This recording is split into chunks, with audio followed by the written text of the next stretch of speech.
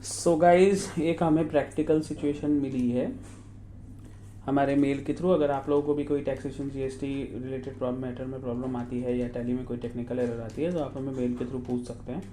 Normally हम mail पे reply कर देते हैं। अगर आपकी टॉपिक इंटरेस्टिंग हुई तो हम उस पर वीडियो बना के भी डाल देते हैं ताकि बाकी लोगों को भी थोड़ा ईजी हो। तो ये जीएसटी ऑन रेंट का सिचुएशन है गाइज। ये थोड़ा सा प्रैक्टिकल प्रॉब्लम है कि हम जीएसटी पे रेंट पे आईजीएसटी लगा सकते हैं या नहीं लगा सकते। इसमें काफ़ी पहले भी कन्फ्यूजन रहा है। पहले मैं आपको एक चीज़ और बता दूं, आपको टैक्स अपडेट करा दूं कि 18 जुलाई 2022 के बाद में अगर टीनेंट कोई भी जीएसटी में रजिस्टर्ड है और वो अगर जीएसटी का जो प्रीमाइसेस है वो बिजनेस के लिए यूज़ करता है, रेंट का जो प्रीमाइसेस है, तो उसको उसमें जीएसटी पेमेंट करना ही होगा, चाहे लैंडलॉर्ड जीएसटी में रजिस्टर्ड हो या ना हो। अगर लैंडलॉर्ड नहीं है तो उसे आईजीएसटी पे करना होगा या सीजीएसटी एसजीएसटी जो भी एप्लीकेबल हो वो पे करना होगा रिवर्स चार्ज मैकेनिज्म के अंडर में, है ना। ये नया अमेंडमेंट है, ये आप साइट में पढ़ सकते हैं। 18 जुलाई 2022 के बाद में ये इफेक्ट में आया है। बहुत से लोग इसको अभी फॉलो नहीं कर रहे हैं, बट हमारे केस में क्या है, हमारे केस में जो हमारा पार्टी था उसका प्रीमाइसेस उसने एक रेंट में लिया, सपोज करते हैं उत्तर प्रदेश के अंडर में, एंड उसने उसी प्रीमाइसेस को सबलीज कर दिया बॉम्बे में, बॉम्बे की किसी पार्टी को। बॉम्बे की पार्टी ने यहाँ पे कोई जीएसटी नंबर नहीं लिया और वो हमारी जो पार्टी है उसने आईजीएसटी लगा के 7-8 महीने का बिल रेज कर दिया रेंट का। अब प्रॉब्लम ये है कि बॉम्बे की पार्टी का जो सीए है वो कहता है कि नहीं जी ये तो हम इनपुट ले ही नहीं सकते थे। अब ये केस एक्चुअल में ठीक है कि नहीं, क्योंकि आईजीएसटी ऑन रेंट लगता भी है। तो प्रॉब्लम कहाँ पे है और लीगली हम कहाँ पे स्टैंड करते हैं, ये समझने वाली बात है। अगर हम लोग प्राइमिया फेसर देखें, अगर सिंपली अगर हम इस चीज़ को देखते हैं, सो गाइस प्राइमिया फेसर हमें ये सेक्शन 8(2) को अगर हम पढ़ें तो हमें नॉर्मली ये लगता है कि सीजीएसटी एसजीएसटी ही रेंट पे लगना चाहिए, कभी आईजीएसटी नहीं लगना चाहिए। ठीक है, उस पर हम बाद में आएंगे, बट हम अपने केस को डिस्कस करते हैं। अगर बहुत सारे सीएस का ये व्यू भी है कि अगर आप किसी और स्टेट में हो और आपकी प्रॉपर्टी अगर दूसरे स्टेट में, सपोज करते हैं कि हमारा रेसिडेंशियल एड्रेस गुड़गांव का है और हमने एक कमर्शियल दुकान छोटी सी शॉप ले ली नोएडा के अंदर में, उत्तर प्रदेश में। तो इस केस में ज़रूरी नहीं है कि हम उत्तर प्रदेश में आके पहले रजिस्ट्रेशन नंबर लें और फिर हम उसके बाद वहाँ पे हम सीजीएसटी एसजीएसटी लगा के बिल काटें, क्योंकि ये प्रैक्टिकली पॉसिबल भी नहीं है। अगर छोटी सी दुकान है, अगर हमने उसको क्लाइंट को दे दिया है तो हमें जीएसटी में रजिस्ट्रेशन लेने के लिए अपनी वहाँ की एड्रेस वगैरह देनी होती है, तो वो हम कहाँ से ले पाएंगे, है ना। अगर वही वो शॉप तो हमने रेंट में दे दी तो हमारी खुद की ऑफिस तो है नहीं। तो इस केस में हम नॉर्मली ये करते हैं कि हम गुड़गांव से ही बिल काटते हैं। सो गाइस उस केस में हम लोग आईजीएसटी भी बिलिंग कर सकते हैं, बट यहाँ प्रॉब्लम यह है कि हमारा टीनेंट जो है वो बॉम्बे में रजिस्टर्ड था। तो अगर टीनेंट बॉम्बे में रजिस्टर्ड है, अगर हम प्लेस ऑफ सप्लाई की पहले बात करते हैं, रेंट के केस में प्लेस ऑफ सप्लाई हमेशा वही प्लेस होगा जहाँ पे इमूवेबल प्रॉपर्टी सिचुएटेड है। सो हमारे केस में इमूवेबल प्रॉपर्टी सिचुएटेड है नोएडा में, तो इस वजह से प्लेस ऑफ सप्लाई नोएडा ही रहेगा।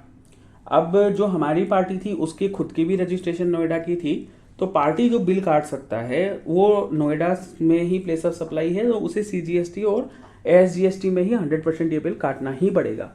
अब यहाँ प्रॉब्लम क्या है कि हमारी पार्टी ने सारा का सारा जो बिल्स है वो आईजीएसटी लगा के बॉम्बे का जीएसटी नंबर डाल के काट दिया है। तो ये लीगली स्टैंड नहीं करता, ये मिस्टेक है। क्योंकि अगर हम अपने पार्टी के हिसाब से देखें तो बॉम्बे की पार्टी नोएडा के अंदर में या उत्तर प्रदेश के अंडर में अनरजिस्टर्ड डीलर थी। तो अगर वो सीजीएसटी एसजीएसटी लगा के काटती है तो इनकम टैक्स में उसका बिल अलाउ हो सकते हैं, बट जीएसटी अलाउ नहीं करेगी क्योंकि नोएडा के लिए वो एक अनरजिस्टर्ड डीलर है। तो इस केस में उसके सारे के सारे जो जीएसटी की इनपुट है वो बेकार हो गया। यहाँ पे अब 2 ऑप्शन है। अगर इनपुट की वैल्यू बहुत ज़्यादा सिग्निफिकेंट नहीं थी तो उस बिल को हम रिवर्स करके सीजीएसटी एसजीएसटी लगा के अनरजिस्टर्ड डीलर में सेल काट सकते हैं। और अगर बिल कैसे रिवर्स करना है उस पर मैं बाद में आता हूँ। और दूसरी प्रॉब्लम चीज़ है कि हम पार्टी को बोले कि वो इमीडिएट जो है अपना जीएसटी नंबर ले ले और पहले के जितने भी बिल हैं उसके सामने हम उसके क्रेडिट नोट बना दें और पूरे साल का 7-8 महीने का या जो भी पीरियड है उसका हम एक सिंगल बिल रेज कर दें। AS9 के हिसाब से बहुत ज़्यादा गलत नहीं होगा। वैसे मंथली बिल काटे जाते हैं रेंट के, बट अगर साल का हम इकट्ठा भी काट दें तो हम कोई इनकम को यहाँ पे स्केप कर नहीं रहे हैं। AS9 रेवेन्यू रिकॉग्निशन जो कहती है कि आप किसी भी प्रीवियस ईयर की इनकम या खर्चों को अगले ईयर में नहीं ले जा सकते। तो अगर हम with in the same financial year में एक सिंगल बिल काट लेते हैं तो उससे प्रैक्टिकली कोई प्रॉब्लम आती नहीं है, क्योंकि एडवांस टैक्स में थोड़ा बहुत ऊपर नीचे फ़र्क पड़ता भी है, तो कोई बहुत ज़्यादा सिग्निफिकेंट इम्पैक्ट नहीं आता उसका। और दूसरी बात आती है दोस्तों TDS की, है ना। नॉर्मली हम क्या करते हैं, हम एक पॉइंट को अगर आंसर कर रहे हैं तो हम एक ही तरफ से सोचते हैं कि GST में प्रॉब्लम है तो सिर्फ उसका, बट हमें ये देखना होता है कि और हम कहाँ पे फंस सकते हैं और क्या चीज़ों का इम्पैक्ट आ सकता है। कि एक जगह से ठीक करके अगर हम दूसरी जगह फंस जाएं तो उसका कोई फ़ायदा नहीं है। अब दूसरी बात आती है TDS की। अगर हमने उसके सारे बिल रेज करें और तो पार्टी ने हमारा TDS भी काटा होगा, तो फ्रेंड्स उसमें भी कोई बहुत ज़्यादा इम्पैक्ट नहीं आएगा TDS में भी। उसका रीज़न ये है कि अगर हम वहाँ पे सारे बिल को अगर हम पेमेंट की डिटेल भी दिखा दें तो हम पेमेंट के हिसाब से भी TDS तो काट ही सकते हैं। तो चूँकि पेमेंट्स हमारी मंथ टू मंथ आई हुई है तो हम पेमेंट्स के बेसिस में TDS दिखा सकते हैं। अगर पेमेंट नहीं भी आई हुई है तो वो भी कोई बहुत ज़्यादा इम्पैक्ट नहीं पड़ता। अगर हमने कोई चीज़, हमारी रेंट ड्यू हो गई थी, बिल्स नहीं भी आए, तो भी हमने अगर TDS जमा करा दिया तो उसका कोई बहुत ज़्यादा सिग्निफिकेंट इम्पैक्ट नहीं पड़ता।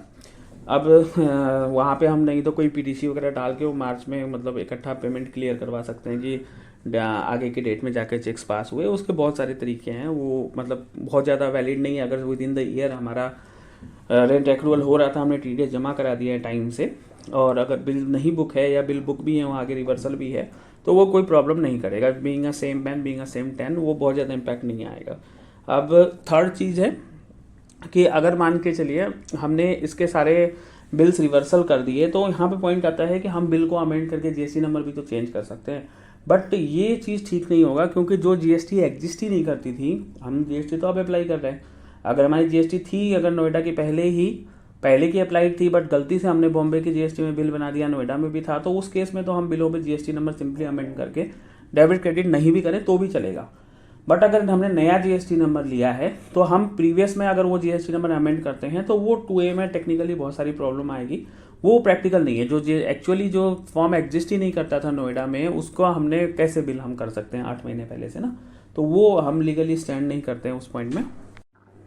तो बेस्ट यही होगा इसमें कि हम इसका सारे का सारा जो है वो बिल्स को एक क्रेडिट नोट बना दें और फिर एक नया बिल रिपरेज करें नोएडा का GST नंबर डाल के या यूपी का GST नंबर डाल के, अगर हमने GST नंबर ले लिया है तो। अगर रेंट का अमाउंट सिग्निफिकेंट नहीं है और हमें अगर GST नहीं चाहिए तो हम उसको सिंपली वहाँ पे सारे क्रेडिट नोट डाल के और अनरजिस्टर्ड डीलर करके B2C में इनवॉइस काट दे रेंट का, CGST SGST लगा के, तो भी ये चीज़ यहाँ पे क्लियर हो जाता है। अब अगर इसको हम समराइज़ करें कि प्रैक्टिकली करने क्या स्टेप्स हैं, दोनों बुक्स में क्या एंट्री होंगी, तो ये बहुत सिंपल है कि सबसे पहले हम पार्टी को बोलें अगर आपको इनपुट चाहिए या नहीं चाहिए। अगर पार्टी को इनपुट चाहिए तो उसको बोलें कि हम नोएडा का आप हमें GST नंबर लेके दो। अगर उनके पास पहले से है GST नंबर तो हम सारे बिल्स में GST नंबर अमेंड कर देंगे। ये केस यहीं पे ख़त्म हो जाता है। अगर पार्टी के पास GST नंबर नहीं है तो सेकेंड सिनेरियो आता है कि हम उसको बोले भैया आप with in the same financial year GST number ले लें। GST नंबर जैसे ही उनका आ जाता है उससे पहले हम अपने या उसी दौरान कभी भी हम उनके जितने भी बिल कटे थे उनकी रिवर्सल की एंट्री डाल दें। मीन्स की पार्टी जो है वो हमें सारे बिलों का डेबिट नोट दे दे और हम उन सारे बिलों का क्रेडिट नोट बना दे। उनकी सारी की सारी जो इनपुट है वो हमारे पास वापस आ गई, हमने क्रेडिट नोट डाल दिया। उसके बाद में हम एक नया बिल रेज करेंगे नए GST नंबर के साथ, पूरे 10 महीने का इकट्ठा कर दें या मार्च में जाके पूरे फाइनेंशियल ईयर का एक सिंगल बिल रेज कर देंगे। TDS उसमें पहले से ही कटा हुआ है तो हमें और TDS काटने की ज़रूरत नहीं है।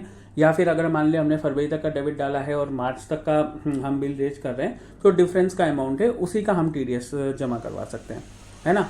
वो एक अलग एक्सपेक्ट है। बट हमें जो है वो बिल रेज करना है पूरे 31 मार्च तक का और पार्टी को कहना है जितना TDS आप काट चुके हो उसको लेस करके बैलेंस अमाउंट पे ही हमारा TDS काट दें। हमें सारे बिल हमारे रिवर्स हो गए, हमने एक नया बिल रेज कर दिया, पेमेंट्स हमारे पास आई हुई है, TDS बैलेंस का कट गया, ये केस यहीं पे हमारा क्लोज हो जाएगा, है ना। इसके अलावा इसमें कोई बहुत ज़्यादा कॉम्प्लिकेशंस नहीं है। GST के रिटर्नों में एक सारे बिलों का क्रेडिट नोट जाएगा और एक नया डेबिट नोट बोलो या बिल बोलो, एक नया रेंट का बिल बन के जाएगा पूरे साल का या पूरे 7 महीने 8 महीने का जो भी पीरियड है ना। तो आई होप कि ये आपको क्लियर हो गया होगा। यहाँ पे जो चीज़ें आपको आईजीएसटी को लेकर क्लियरली समझना है कि प्लेस ऑफ सप्लाई जो होगा वो जहां इमूवेबल प्रॉपर्टी सिचुएटेड है वहीं पे होगा।